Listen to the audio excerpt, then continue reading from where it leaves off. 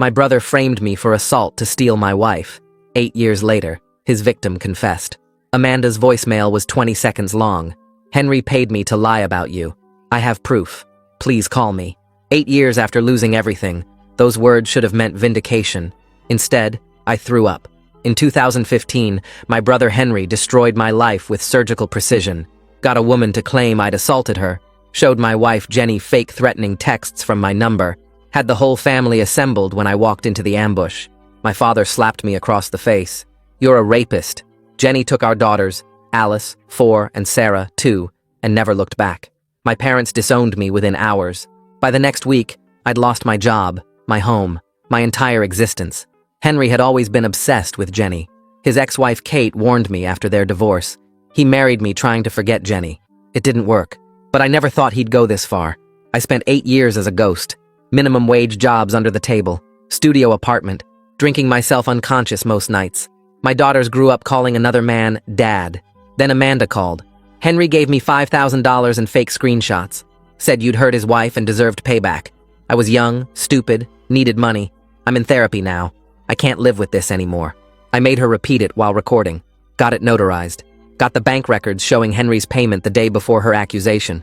Went to Henry's house first. His new wife answered. Your husband destroyed my life, I said, playing the recording. Her face went white. He told me you were a predator. That's why you're banned from family events. He wanted my wife. This was how he tried to get her. She started crying. Oh my God. Jenny needs to know. Jenny had remarried 3 years ago. When I showed up, she almost called police until she heard Amanda's confession. She collapsed in her doorway. 8 years. I kept your daughters from you for 8 years. They don't even know me. They think Joseph is their father. They don't know you exist. My parents aged 20 years in 20 seconds when I showed them the evidence. What have we done? My father kept repeating. You believed Henry over me. You all did. Henry was arrested yesterday, charged with conspiracy, fraud, defamation.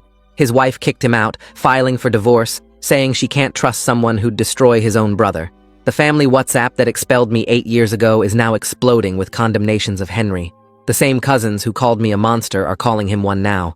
My old boss offered my job back with 8 years of back pay as compensation, as if money could buy back time.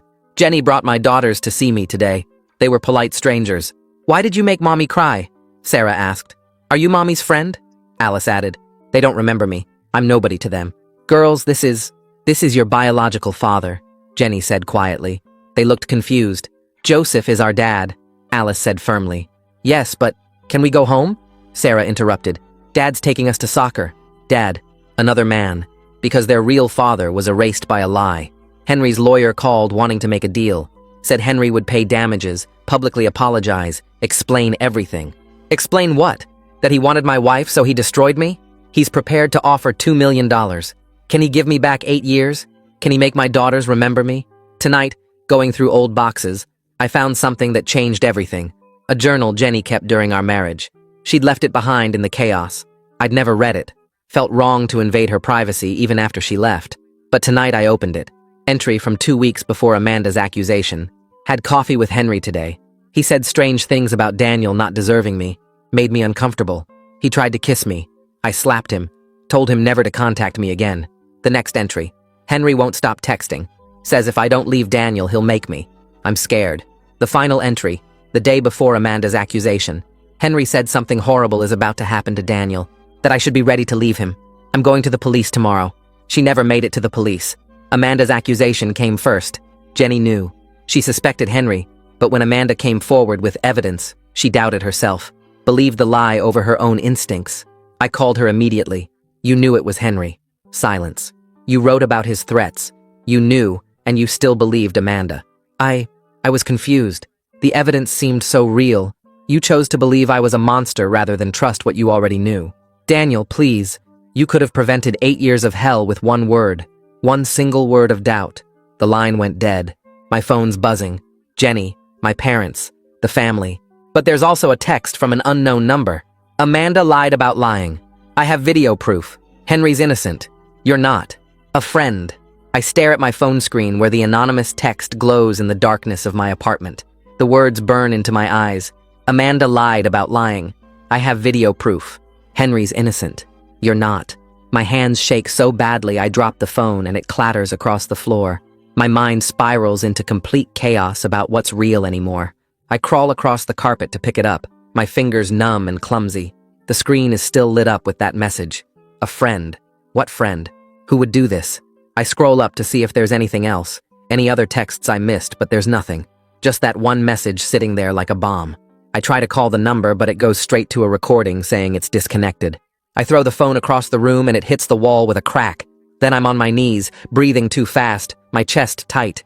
8 years. 8 years of being called a monster. 8 years of losing everything. And now someone says it was all true? That Amanda's confession was the lie, not the accusation? I grab Jenny's journal from where I left it on the coffee table. My hands are still shaking as I flip through the pages. Had coffee with Henry today. He said strange things about Daniel not deserving me. Made me uncomfortable. He tried to kiss me. I slapped him. The words are right there in her handwriting. Henry won't stop texting. Says if I don't leave Daniel, he'll make me. I'm scared. That's real. I saw her write these things. But the text message keeps flashing through my mind. Video proof. What if there's actually a video? What if I did something 8 years ago that I don't remember? I was drinking so much back then, before everything fell apart. What if there's something I blocked out? I pace back and forth in my studio apartment, wearing a path in the cheap carpet. The walls feel like they're closing in. I pick up the journal again and read the final entry.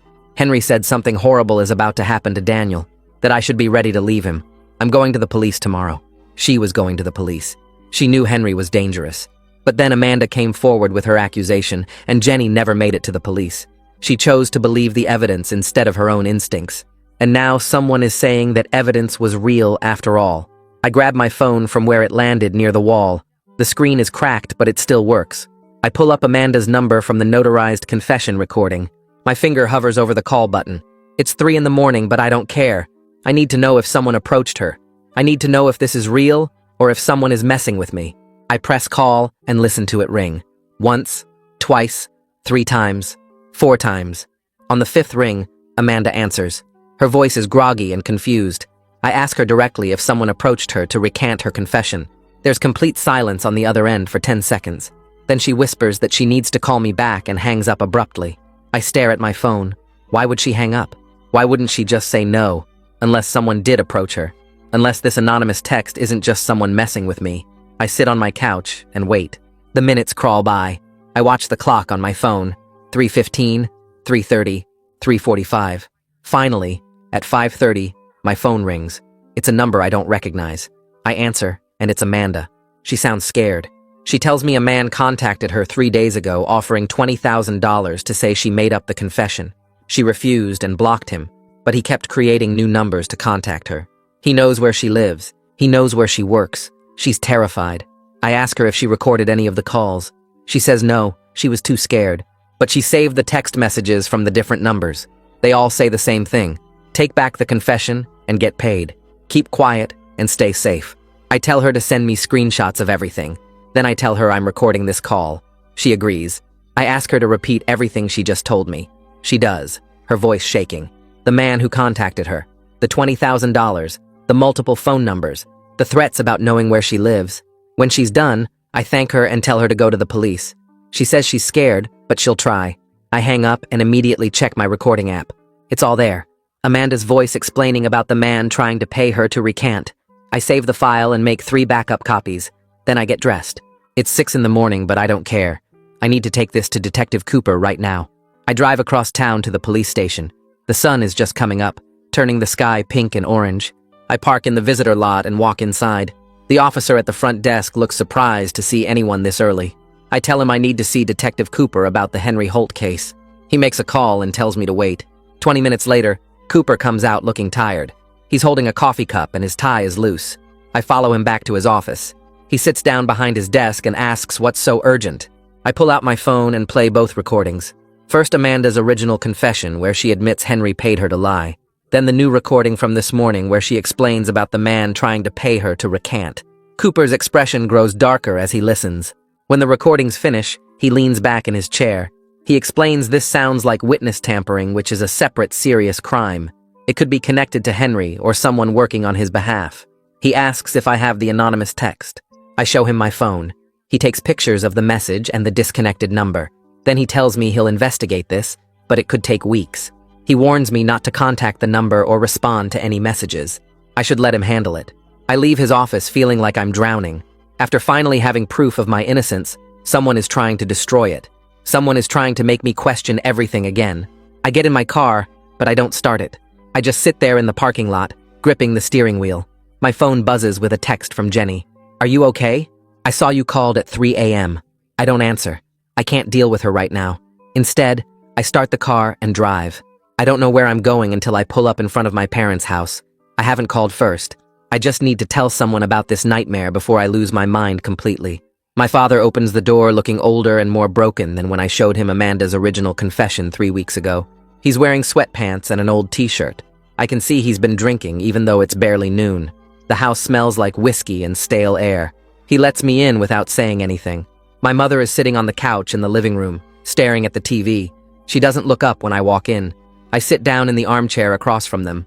Then I pull out my phone and show them the anonymous text. I explain about the man trying to pay Amanda to recant. I watch their faces cycle through confusion, horror, and something that looks like desperate hope. My mother's eyes get wide. She leans forward. She actually says maybe this means Henry was telling the truth. Maybe we didn't abandon an innocent son after all. I feel physically sick. Part of her wants me to be guilty so she doesn't have to live with what she did. My father tells her to shut up. He apologizes to me. But the damage is done. I've seen that my own mother would prefer I was actually a monster rather than face her guilt for believing Henry's lies. I stand up and walk to the door. My father follows me. He tries to say something, but I cut him off. I tell him I came here thinking they might care that someone is trying to destroy my life again. But I was wrong. I leave their house feeling more alone than I did during the 8 years when they wouldn't speak to me at all. I drive back to my apartment. My phone rings when I'm halfway there. It's Jenny, her voice tight with panic. Joseph just got a message from an unknown number with a video file attached. The message claims the video shows me actually assaulting Amanda in 2015.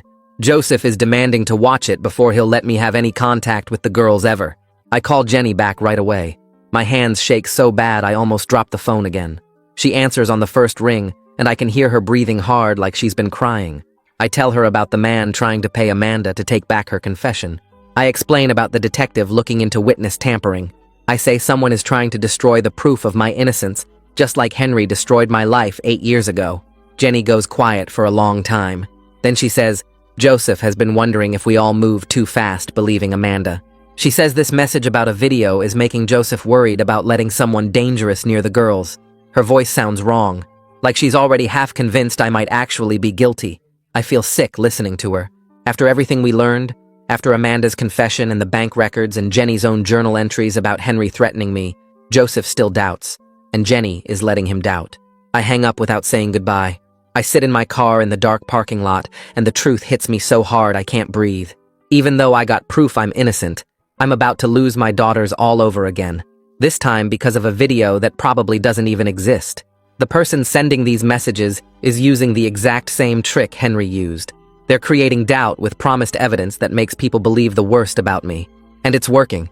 Joseph is already preparing to cut me off. Jenny is already wavering. My parents wanted me to be guilty so they wouldn't have to feel bad. Now Joseph wants me to be guilty so he doesn't have to share the girls. I drive home and pour myself a drink, then another. Then I just sit on my couch, staring at my phone. At 11:47 p.m., it rings. Detective Cooper. He says they traced the anonymous number to a burner phone someone bought with cash at a drugstore 3 weeks ago. No security cameras that worked. But the man bothering Amanda matches someone a witness saw meeting with Henry's lawyer at a coffee shop 4 days ago. The detective explains this could mean Henry's legal team is setting up witness scaring on purpose. If they can prove it, Henry could get years added to his sentence. I thank him and hang up. Then I forward everything to Jenny and Joseph. The detective's official statement, the information about the burner phone, the connection to Henry's lawyer. I write a message saying the anonymous texts are witness tampering connected to Henry's defense. I hit send and wait. An hour passes. Finally, Jenny responds. She says Joseph still wants to see the supposed video before making any choices about me seeing the girls. I want to throw my phone across the room. I want to scream at the unfairness of having to prove I'm innocent twice. Instead, I just stare at the message until the words blur together. The next morning, I meet with a lawyer Detective Cooper told me about. Her office is small and smells like old coffee. She listens to everything and takes notes on a yellow pad. Then she explains I could sue whoever is behind the anonymous messages. She uses words like defamation and emotional distress, but she says we need to figure out who they are first. That could take months. I leave her office feeling worse than when I arrived. She sends a letter to the anonymous number that same day. It says, "Stop contacting me and my family or face legal action." Within an hour, my phone buzzes with a new message. The video will be released publicly in 48 hours unless Daniel Holt drops all charges against Henry and signs a statement saying Amanda's confession was forced. I stare at the message. Then I forward it to Detective Cooper and my lawyer. Part of me feels almost relieved because now they've crossed into obvious crime. The detective calls me back fast. He says this is felony blackmail. They're working with the FBI to trace the digital footprint. He explains that threatening to release revenge porn across state lines means federal crimes. Henry's lawyer calls my lawyer directly later that day. My lawyer puts it on speaker so I can hear. Henry's lawyer claims he had no knowledge of any witness tampering or blackmail. He says his client wants to help fully with the investigation. My lawyer doesn't believe him for a second. After the call ends, she tells me this is probably Henry's team trying to distance themselves now that they're facing federal charges on top of everything else. I spend the next 48 hours in complete hell. I can't eat. I can't sleep. I check my phone every few minutes to see if some fake video gets released that will destroy my life all over again. Jenny texts me updates. Joseph is pacing their house. He's looking up sex offender lists online. He's clearly getting ready to believe whatever evidence shows up. I watch the hours count down. 36 hours left, 24 hours left, 12 hours left. I sit on my couch with my phone in my hand, waiting for my world to end again. The deadline passes. Nothing happens. No video appears. My phone stays quiet. Then at 9 p.m., Detective Cooper calls. They found the person behind the anonymous number. It's a private investigator my parents hired without Henry's lawyer knowing about it. The PI got arrested for blackmail, witness tampering, and fraud. He's already trying to make a deal by giving up who hired him. I have to ask the detective to repeat it because I can't believe what I'm hearing. My own parents. The same people who cried about abandoning me 3 weeks ago. They paid someone $15,000 to prove I was guilty after all. They hired someone to scare Amanda and threatened to release a fake video.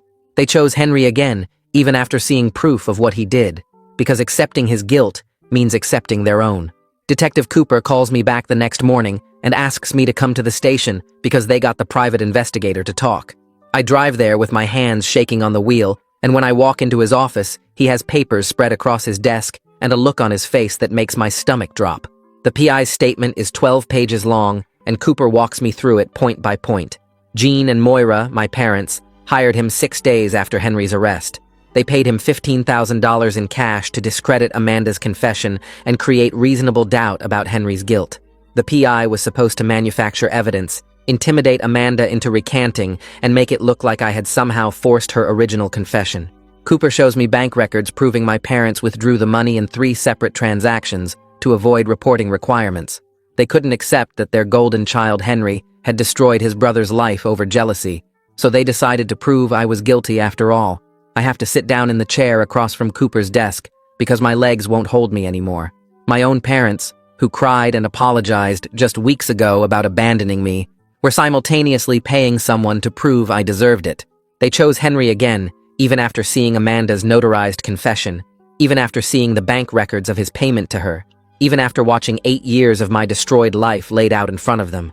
Cooper keeps talking, but I can barely hear him over the ringing in my ears.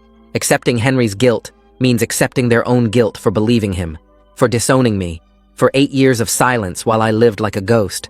So they tried to make it not their fault by making me guilty again.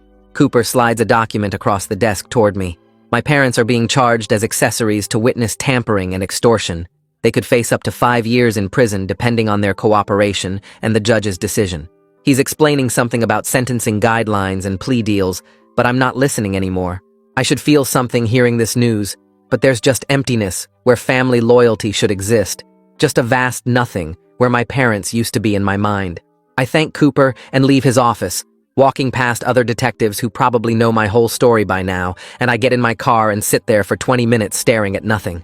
My phone rings, and it's Jenny, and when I answer, she's already crying so hard I can barely understand her words. She and Joseph were almost fooled by my parents' scheme, she says. They got the anonymous text with the supposed video evidence, and Joseph started researching, started doubting, started preparing to cut me off from the girls again. She's horrified at how close they came to believing I was dangerous, based on manufactured lies from my own parents. I let her cry for a minute, and then I tell her the truth I've been holding back. I don't forgive her for being willing to doubt me based on an anonymous text after everything we learned. The journal she wrote proved she knew Henry was dangerous, proved she suspected him, and she still chose to believe Amanda's accusation 8 years ago. Now she was ready to believe another lie just as easily.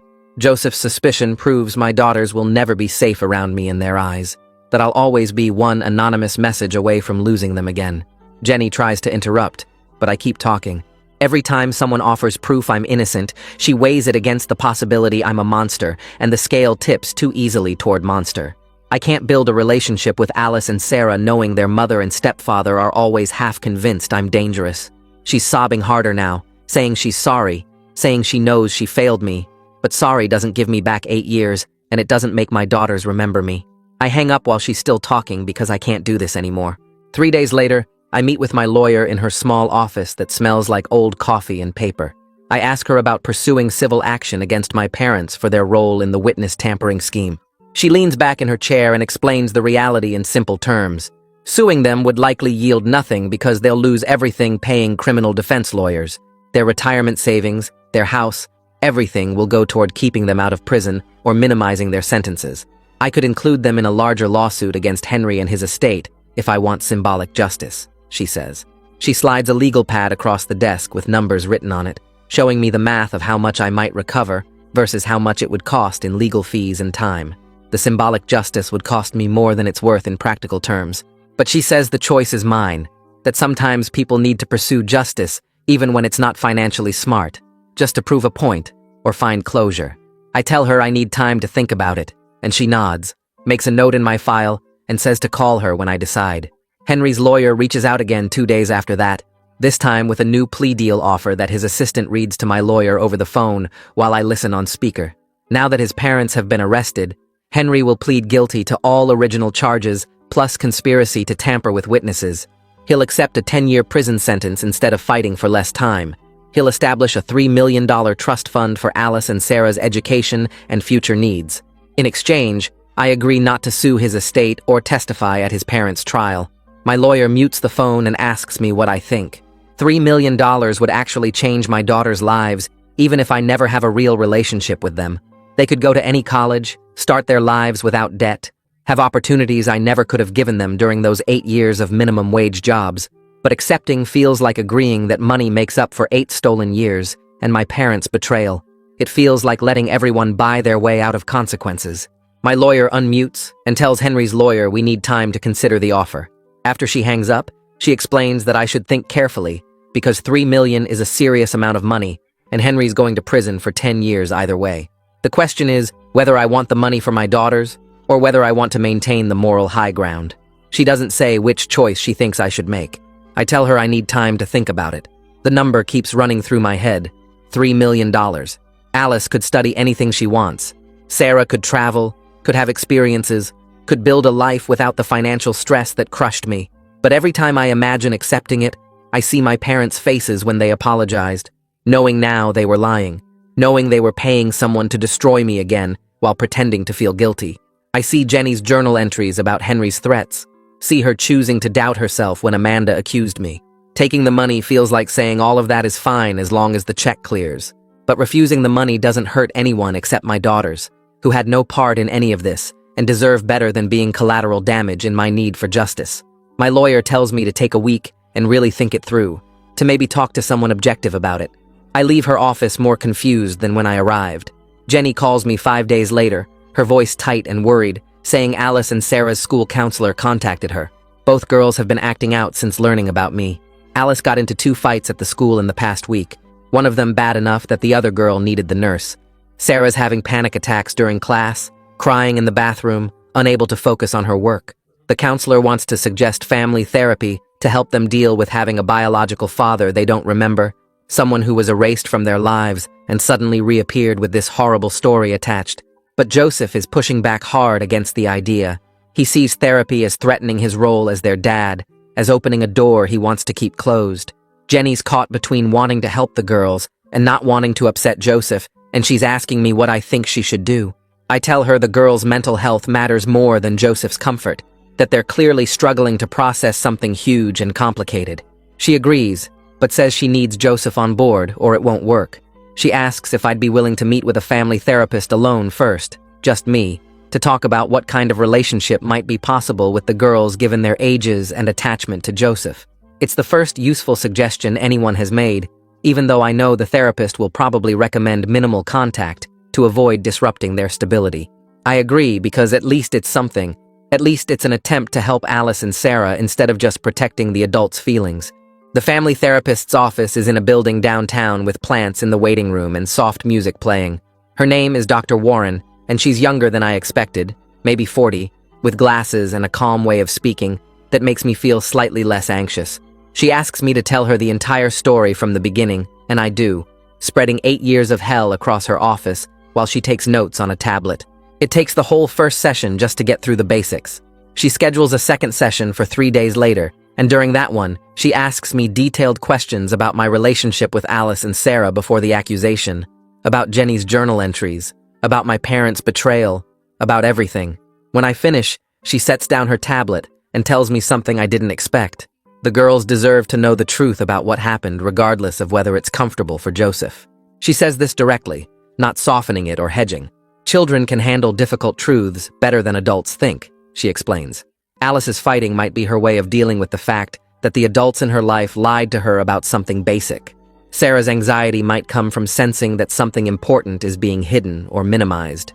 Dr. Warren says kids are smart, and they know when adults are being dishonest or evasive, and that knowing the truth, even painful truth, is usually less scary than imagining what the truth might be. She wants to meet with Jenny and Joseph next, then with the girls, and then start building a plan for how I can have a relationship with them that's honest and healthy. I leave her office feeling something I haven't felt in weeks, something that might be hope. Dr. Warren schedules a third session 2 days later, and this time she brings a detailed plan typed on her tablet. She explains I should write letters to Alice and Sarah explaining who I am and what happened, keeping the language simple and age-appropriate. After they read the letters and have time to process, we can move to supervised video calls if they want that. Eventually, if everyone feels comfortable, we could try in-person meetings in neutral locations like parks or restaurants.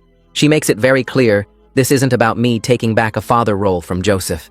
He's been their dad for years, and that won't change. This is about the girls having the right to know their own history and decide for themselves what kind of relationship they want with me. I agree to everything and leave her office with a notebook she gave me for drafting the letters. Back at my apartment, I sit at my kitchen table staring at blank pages for 2 hours before I write a single word. How do you explain 8 years of injustice to kids who are 12 and 10? How do you tell them their uncle destroyed your life without making them hate him? How do you admit you were too broken to fight for them without sounding like you abandoned them on purpose? I write and delete and rewrite for 3 solid days. My trash can fills with crumpled pages. I go through an entire pen. Finally, I end up with something simple and honest. Requested Reads is on Spotify now. Check out link in the description or comments. I tell them I loved them from the moment they were born. I explain that someone lied about me doing something terrible, and everyone believed the lie. I was accused of hurting someone, and I didn't do it. But the lie was very convincing. I lost my job and my home, and my family believed I was a bad person. I tell them I understand if they're confused or angry or scared. I promise I'm not trying to take them away from Joseph, because he's been a great dad to them. I just want them to know the truth about what happened, and maybe get to know them if they're okay with that. I read it 50 times, checking for anything that sounds like I'm making excuses, or blaming Jenny, or trying to make them feel sorry for me. When I'm finally satisfied it's as good as I can make it, I print 2 copies on nice paper and put them in separate envelopes with their names written carefully on the front. I text Jenny asking if she'll deliver the letters, and she agrees immediately. She comes to my apartment that evening, and I hand her the envelopes. She holds them like they're fragile, and asks if I want to know what's in them. I shake my head, because if she reads them first, it feels like she's screening my words to my own daughters. She nods and leaves. That night, I can't sleep. I keep imagining Alice and Sarah opening the envelopes and reading my words. Will they rip them up? Will they cry? Will they understand? Jenny calls me the next night around 8. She sounds tired but also kind of amazed. Alice read her letter 3 times, according to Jenny. She asked a bunch of questions about what really happened and why everyone believed the lie. Then she asked if she could write back to me. Sarah's reaction was different and harder. She seemed confused more than anything. She wanted to know why I didn't try harder to see them if I was really innocent. Jenny tried to explain that I was scared and ashamed and didn't know how to fight back, but Sarah just kept asking why I didn't at least try.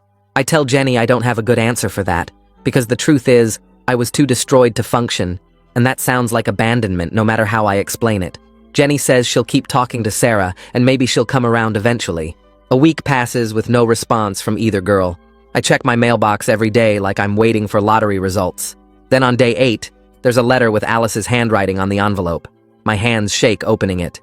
Her letter is written on lined paper in purple ink. She says she's angry I let her believe a lie for so long. But she's also angry at Uncle Henry for causing this whole mess.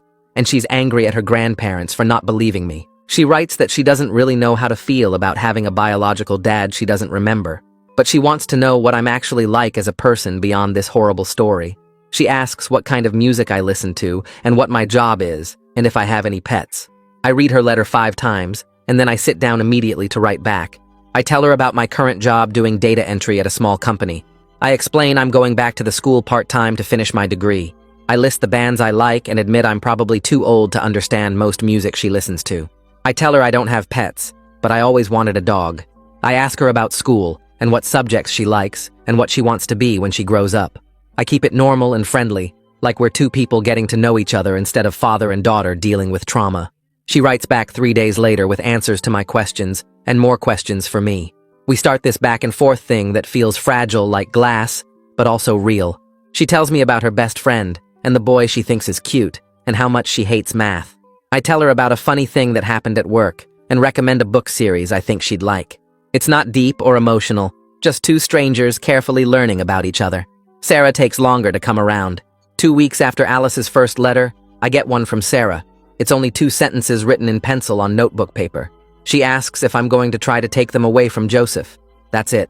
Just that one scared question. I write back the same day, promising I would never do that.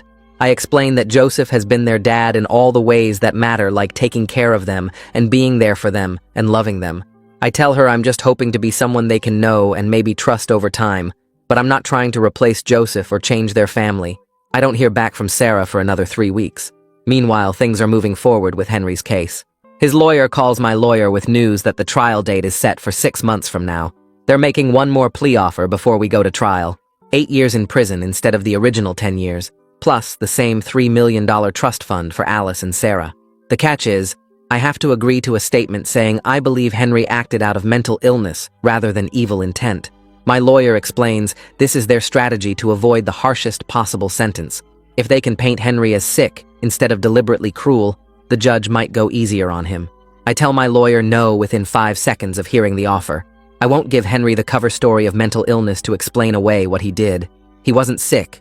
He was calculating and cruel and jealous. He planned everything carefully, from paying Amanda to creating fake evidence to timing the family ambush. That's not mental illness. That's evil.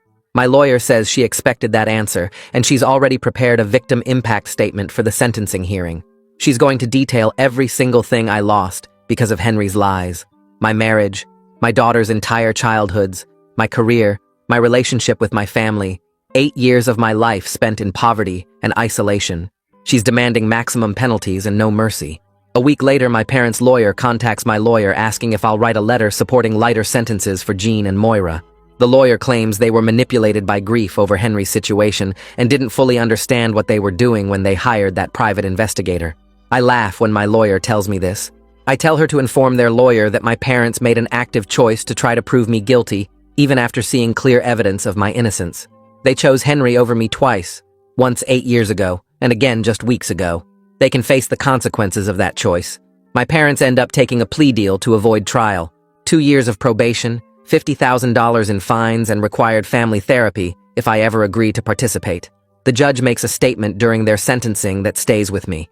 She says they're getting this light sentence only because of their ages and lack of criminal history, not because their actions were forgivable or understandable. She says what they did to their own son was morally reprehensible, even if it wasn't as legally serious as Henry's crimes. I don't go to their sentencing hearing. I stay home and write another letter to Sarah. I keep the letter to Sarah simple. Tell her about a book I just finished reading. Ask what she's been up to at the school. Sign it just Daniel, because I don't know what else to call myself to her. 3 months go by like this.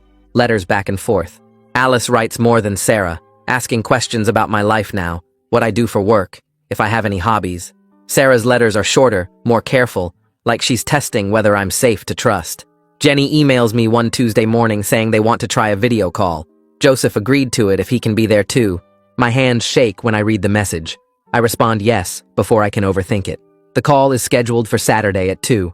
I spend the whole week anxious, cleaning my apartment even though they won't see most of it, practicing what to say in front of the bathroom mirror like an idiot. Saturday comes, and I set up my laptop on the kitchen table, angle it so the background looks decent, wait with my heart pounding. The call connects, and suddenly, there they are on my screen. Alice and Sarah sitting on a couch with Jenny between them. Joseph stands behind them, arms crossed. I start crying immediately, which I didn't plan to do. Alice and Sarah look so much bigger than the toddlers I remember. Alice has Jenny's eyes and my nose. Sarah has my dark hair but Jenny's smile. They're 12 and 10 now. They've lived entire lives I know nothing about. Sarah shifts uncomfortably when she sees me crying. Alice leans forward, studying my face. Nobody says anything for what feels like forever. Jenny finally breaks the silence, tells the girls to say hello. They mumble hi in unison, looking at each other instead of the camera. I wipe my face, apologize for crying, tell them I'm just happy to see them. More silence. Joseph clears his throat, reminds everyone this is just to see how it goes. Alice asks me directly if I was in prison. The question catches me off guard. I tell her no, I wasn't in prison, just lost everything and lived alone for 8 years. She processes this, then says that sounds worse than prison actually. Sarah asks what I did all day if I wasn't working. I explain the minimum wage jobs, the studio apartment, the years of just trying to survive. They listen, without interrupting. Joseph keeps checking his watch. Jenny looks like she might cry. The call lasts 20 minutes. We don't talk about Henry or the accusations or anything heavy. Just basic questions about my life now, what I like to do, if I have any pets. When we hang up, I sit at my kitchen table for an hour staring at nothing. 2 weeks later, we have another call. This one is slightly less awkward. Joseph doesn't hover as much. Alice asks about my favorite movies. Sarah asks if I've read the Ranger's Apprentice series. I haven't, but I tell her I'll check it out. She lights up a little when I say that. Over the next few months, the video calls become routine. Every 2 weeks, Saturday at 2, the girls start to relax. Sarah discovers we both love the same book series and starts recommending titles to me. I read them, and we talk about the characters like regular people, instead of constantly circling back to the trauma. Alice starts telling me about school, her friends, the drama with her math teacher. Joseph gradually moves from standing behind the couch to sitting in a chair nearby to sometimes leaving the room entirely. Jenny usually stays, but she's stopped looking like she's about to have a panic attack every time I talk. During one call in early spring, Alice tells me she's been researching false accusations for a school project. She's angry, she says, at how easily people believed lies without proof. She asks me directly if I'm angry at her mom. I pause, choose my words carefully, tell her I'm working on forgiveness, but it's complicated. Her mom had reasons to doubt me, but also reasons to believe me, and she chose wrong. Alice nods like she understands nuance better than most adults. Sarah asks if Joseph is still going to be their dad.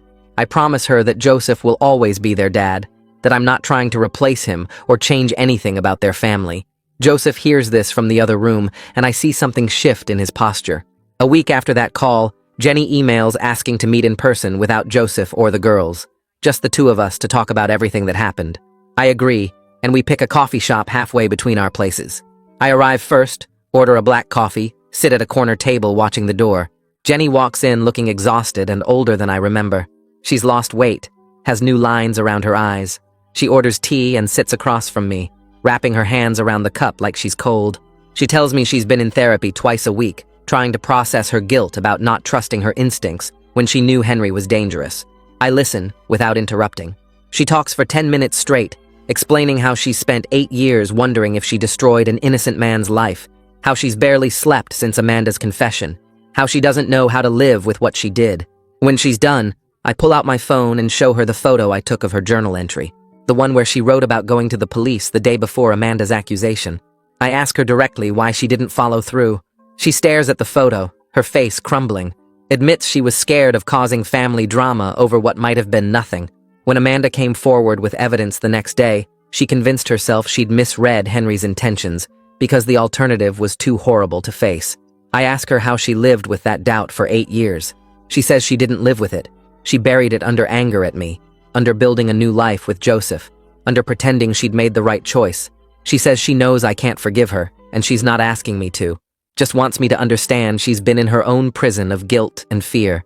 I tell her the truth, that her guilt doesn't absolve her choices, but I appreciate her honesty, that maybe someday we can have a functional relationship for the girls' sake. But right now, I need space from her beyond coordinating calls with Alice and Sarah. She nods, wipes her eyes, thanks me for meeting with her. We finish our drinks in silence and leave separately. Dr. Warren calls me the next week with a suggestion. Try an in-person meeting with the girls in a neutral location, somewhere public and comfortable like a park.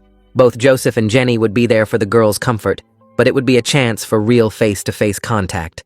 I agree, even though the idea terrifies me. We schedule it for a Saturday morning 3 weeks out. The night before, I barely sleep. The morning of, I arrive at the park 30 minutes early and pace near the playground, watching families with their kids, trying to calm my racing heart. I see Jenny's car pull into the parking lot at exactly 10. Alice and Sarah get out holding Jenny's hands. Joseph follows behind them. They all look nervous. I stand near a bench, unsure whether to wave or stay still or walk toward them. Alice sees me first and pulls away from Jenny, walking up to me with purpose. She stops 3 feet away and just stares at my face for a long moment. Finally says, "I look like the pictures Mom saved." We sit on a park bench, all 5 of us squeezed together awkwardly. Talk about nothing important. School projects and friend drama and a movie they just watched. Sarah tells me about her soccer team. Alice complains about her history teacher. Joseph occasionally adds comments. Jenny stays mostly quiet. It's beautifully, painfully normal. We're at the park for almost 2 hours. The girls show me the playground equipment they used to play on when they were little. Sarah demonstrates her cartwheel technique. Alice points out a tree she tried to climb once and fell out of. As we're getting ready to leave, Sarah asks suddenly if I'm going to be at her birthday party next month. Everyone freezes. Joseph looks uncomfortable. Jenny looks panicked. We haven't discussed that level of integration yet. I kneel down so I'm at Sarah's eye level and tell her gently that I'd love to come if her parents think it's okay, and we'll figure out what works for everyone. She seems satisfied with that answer. Joseph pulls me aside as they're walking back to the car, tells me he needs to think about the birthday party, but he appreciates how I've handled everything with the girls. Says he was threatened by me at first, but seeing them with me today made him realize they have room in their hearts for both of us. He catches my arm as we're walking back to the parking lot and asks if we can talk alone for a minute. Jenny takes the girls to her car while Joseph and I stand by the playground equipment, both of us looking anywhere but at each other. He tells me straight out that he's been scared of me since the day Jenny explained who I was, scared that I'd try to take the girls away or make them choose between us. But watching them with me today, seeing Sarah's face when she asked about her birthday, he realized something. Kids don't have a limited amount of love to give. They can love him and still have room for me. He says he's going to work on being less defensive about sharing them, because it's not fair to make this harder than it already is. I thank him for saying that, and I mean it completely. I tell him he's been their father for years when I couldn't be, and I respect everything he's done for Alice and Sarah. They're good kids because of him and Jenny, not despite them. We agree right there to have monthly check-ins about how the girls are handling everything, what level of contact feels right, what's working and what's not.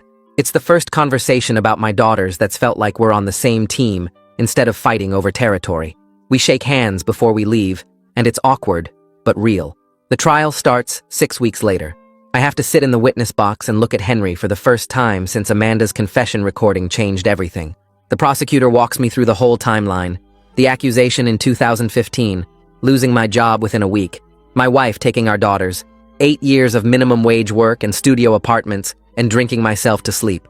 Henry sits at the defense table looking smaller than I remember, and I feel nothing but tired sadness that his obsession with Jenny cost both of us everything that actually mattered. When the prosecutor asks me to describe the impact on my relationship with my daughters, my voice cracks. I tell the jury that Alice and Sarah don't remember me, that they call another man dad, that I missed their entire childhoods because my brother wanted my wife. Henry's defense lawyer tries to paint him as mentally ill, obsessed to the point he couldn't control himself. They bring in a psychiatrist who talks about obsessive disorders and delusional thinking, but the prosecution tears that apart with evidence. They show the jury the fake screenshots Henry created, professionally done with editing software, the timeline of his payment to Amanda, carefully timed for maximum impact. The way he coordinated the family ambush, making sure everyone would be there when I walked in. The prosecutor argues this wasn't mental illness, it was calculated destruction. The jury takes less than 4 hours to convict him on every single count. Conspiracy, fraud, defamation, witness tampering for what his parents tried to do. I watch the verdict come in and feel nothing, just empty. Sentencing happens 2 weeks after the conviction. The judge asks if I want to make a victim impact statement. I stand up and look directly at Henry for the first time during the whole trial. I tell him he didn't just take 8 years from me. He took my daughter's childhoods, all those moments I can never get back. He took Jenny's peace of mind, made her doubt herself for believing his lies. He took my parents' integrity, turned them into people who could abandon their own son. And he took his own future, threw away his whole life because he couldn't handle that Jenny chose me. The judge listens to everything and sentences him to 12 years in prison, more than the plea deal his lawyer kept offering. The judge says the calculated nature of the crimes and the witness tampering attempt show someone who needs to be separated from society for a long time. Outside the courthouse after everything's done, a woman approaches me.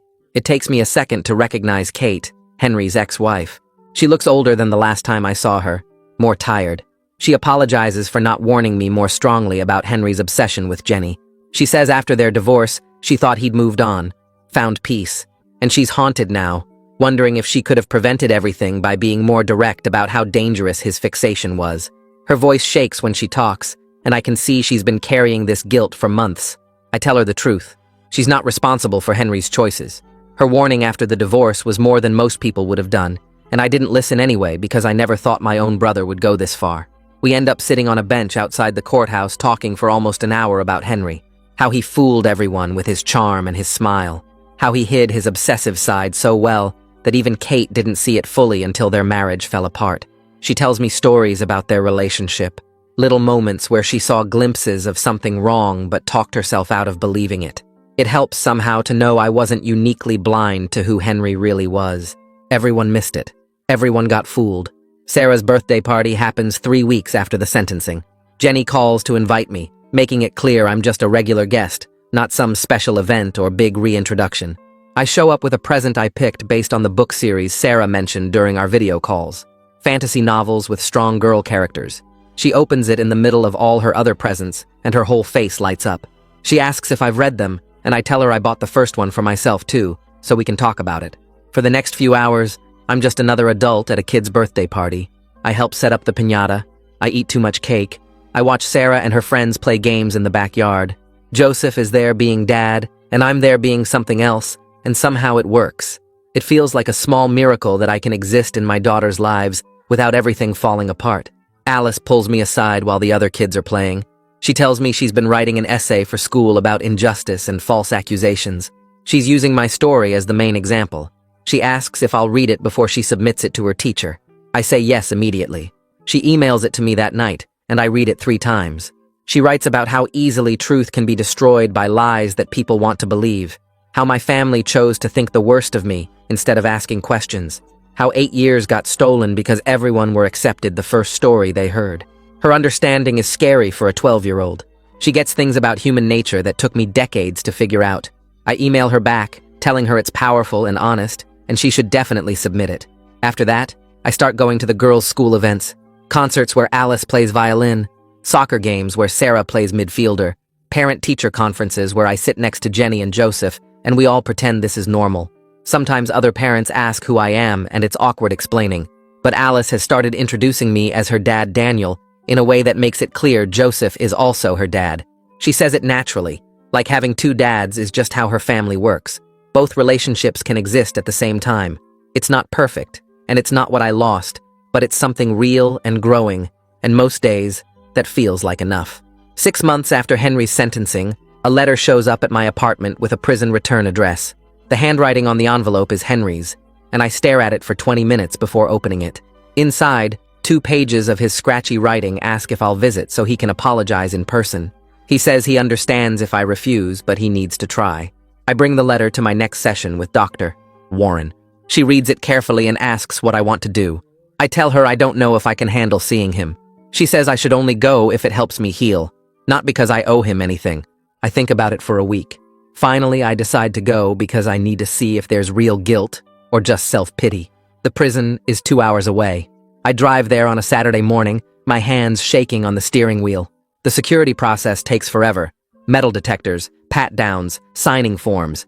They lead me to a visiting room with plastic chairs and tables bolted to the floor. Henry walks in wearing orange, and he looks terrible. Thinner than I've ever seen him. Older. His face has this gray, collapsed look like something inside him broke. He sits down across from me and starts talking immediately. His apology comes out as this rambling mess of excuses mixed with tears. He says he convinced himself Jenny would be happier with him, that I didn't deserve her, that once he started lying, he got too deep to stop. He talks for maybe 15 minutes straight. I don't interrupt. I just sit there watching him cry and make excuses and try to explain away 8 years of destruction. When he finally stops talking, I tell him I hope he finds peace someday, but I can't give him forgiveness he hasn't earned through actual change. His face crumbles. I stand up and walk out. The drive home feels different somehow, lighter.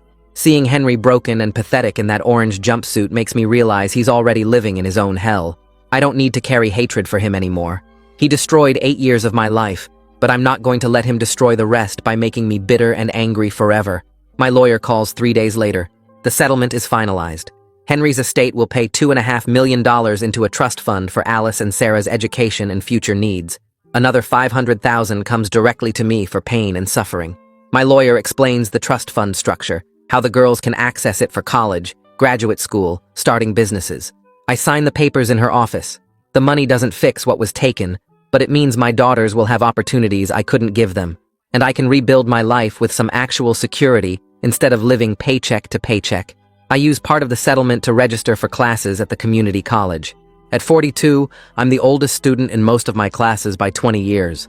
Kids fresh out of high school sit next to me taking notes on laptops while I write everything in a notebook. But I'm more motivated than any of them because I know exactly what I'm working toward.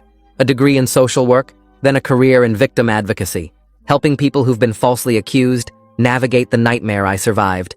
My professors treat me like any other student, which I appreciate. No special consideration, no pity. Just coursework and deadlines and tests.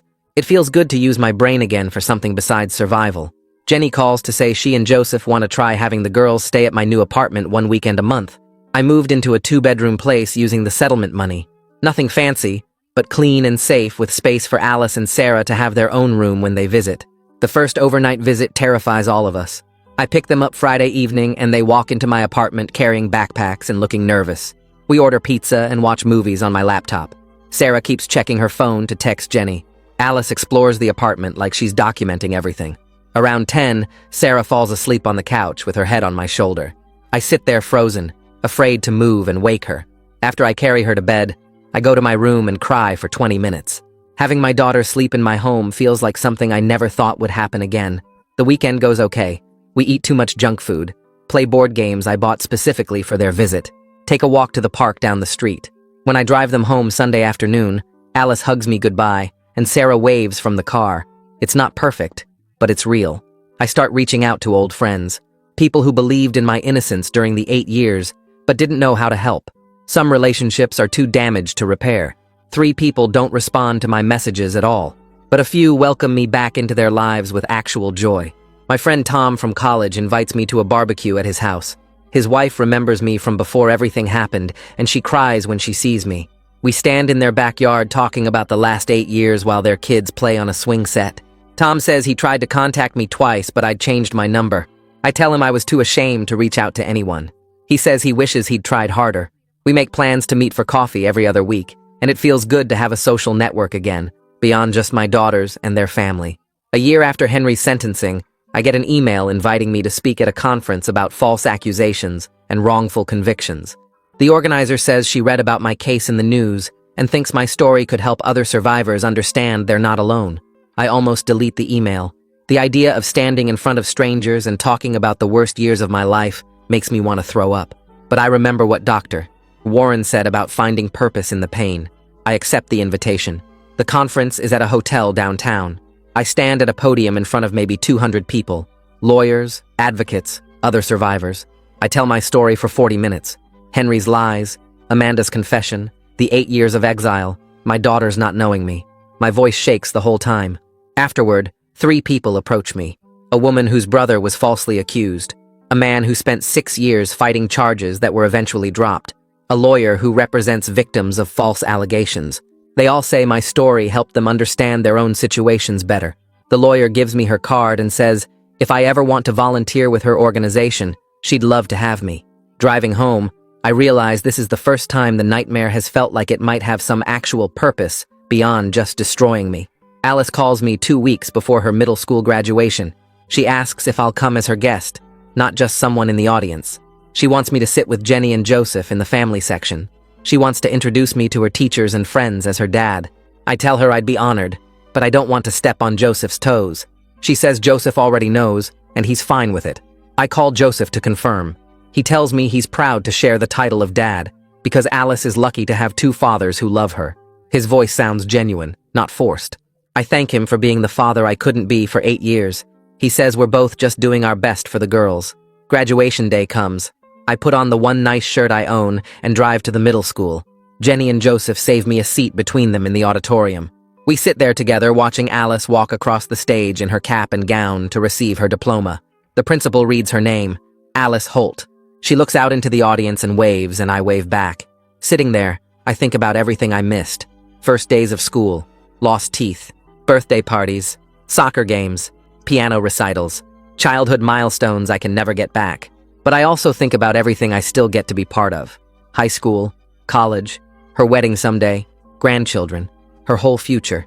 And I choose to focus on what's possible instead of what's lost. 3 weeks after Alice's graduation, Sarah stays at my apartment for a weekend visit. On Saturday night, she sits cross-legged on my couch with her notebook open and tells me she's glad she knows the truth now, even though it makes her angry sometimes at people she loves.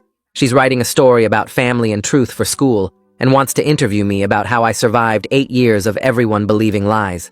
I feel my chest tighten because talking about those years still hurts. But I tell her I'll answer anything she wants to know. She pulls out a list of questions she prepared and asks me to start at the beginning, when everyone first turned against me. I describe the studio apartment where I lived alone, the minimum wage jobs that paid cash, the nights I drank myself unconscious, trying to forget I had daughters growing up without me. Sarah writes everything down in careful handwriting, stopping me sometimes to ask follow-up questions about the depression and the times I wanted to give up completely. I tell her about the tiny, stubborn hope that kept me going, the idea that maybe someday the truth would matter, even though most days I didn't believe it myself. She asks if I ever thought about trying harder to see her and Alice, and I have to be honest that I was too broken and ashamed to fight, which probably sounds like abandonment no matter how I explain it. When we finish, she thanks me and says, this is the most important thing she's ever written. 2 weeks later, she calls to tell me her teacher said it was the most powerful essay in the class, and she's proud to be my daughter. I cry after we hang up, because those words mean more than any legal vindication ever could. 2 years after Amanda's voicemail changed everything, I'm living a life I never imagined during those 8 years in the wilderness. I have weekend visits with my daughters that feel natural now, not forced or awkward like strangers pretending. I'm finishing my degree in social work and building a career helping other people who've been falsely accused navigate the nightmare I survived. Henry sits in prison serving his 12-year sentence, and my parents live 2 states away after I told them I needed distance to heal. Jenny and I have coffee every few weeks to discuss Alice and Sarah, and we can actually talk without all the guilt and anger poisoning every word. The scars from those 8 years will never fully disappear, but I'm learning to see them as proof I survived instead of symbols of everything I lost. Some days that feels like enough, and some days it doesn't, and I'm okay with both being true at the same time. Well, that's another award-winning mess of a story. If you're still here, clearly you've got taste, or maybe just time to waste. Either way, subscribe and we'll call it even.